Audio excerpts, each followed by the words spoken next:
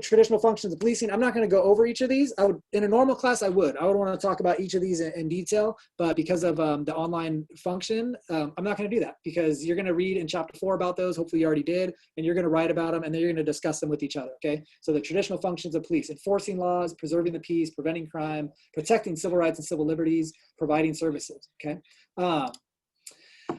Now, the contemporary goal. So this basically, all of our lifetimes. I was born in 1982. You guys were obviously all born well after that. But basically from the 1980s on, there was a major shift in law enforcement, okay? And that was to create this community policing, okay? So it's hard for us to really catch, because that's just kind of what we're living in now. That's what policing has been my whole life, right? But you go back to the 40s, 50s, 60s, and earlier, our grandparents' generations, and policing was different. Law enforcement was different.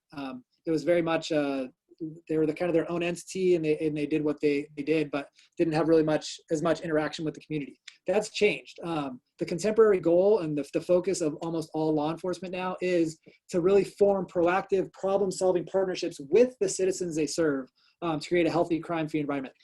Police have realized we can't do our job. Police can't do their job without the support of the community.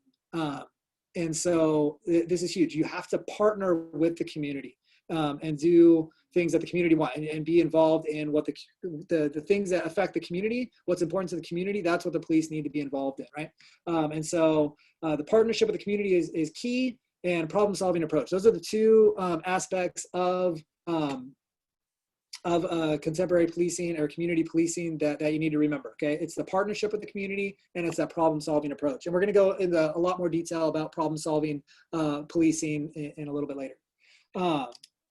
So benefits of community policing, okay?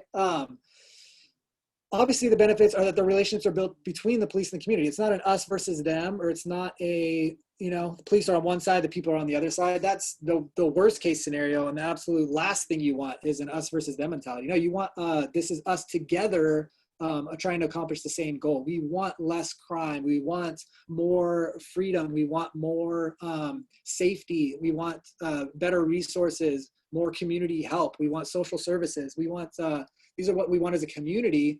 And so that's where that relationship comes in. The police interaction becomes more positive.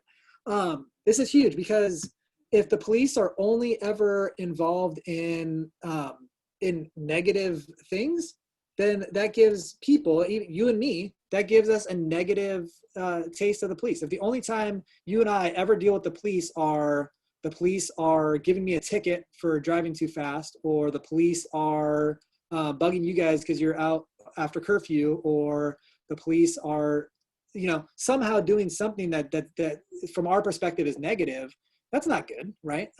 And so what the whole idea and the theory of community policing is no, we want to create positive interactions between the police and the community. So we want school resource officers. I don't know if any of you guys unmute yourself and tell me, do any of your high schools have a community resource officer? Do you guys have a cop on campus? Anybody? I don't think we do.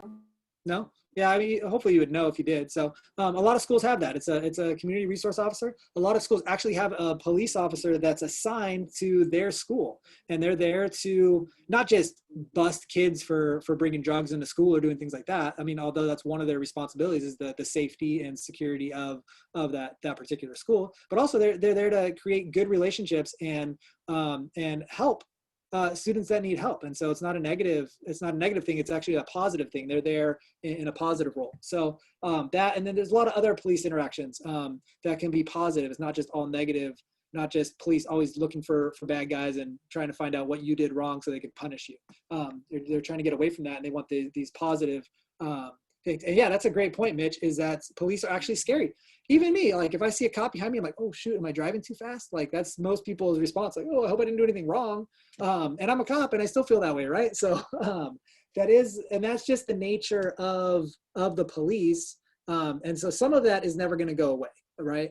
Because they do have this authority, and there's always kind of a little hesitation or fear or timidity when there's somebody that has authority that could, that could bust you for something or whatnot. There's a little timidity there. So, but yeah, the whole goal of community policing is to limit that. No, we don't want Black people to be scared of police. We don't want minorities to be scared of police. You don't want anybody in the community, kids, anybody, to be afraid of the police. You want the police are there to, right, what do we say? To serve and protect. So if the people in the community don't feel like the police is there to serve and protect me, then we got a problem, right? Because that's foundation of law enforcement, is to serve and protect. And if all the people don't feel like the police are serving me or protecting me, then they're not doing their job right, and we got to change things, right? And so again, that comes back to this: the police reform and the evaluation of, okay, what do police do and how do they do it, and how can we do it better,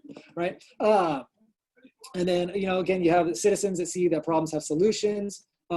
When you have the community involved in law enforcement, it's not, you know, community over here, law enforcement over here, but together, let's work on partnerships. It increases crime prevention. It increases crime detection, and overall crime decreases in the community.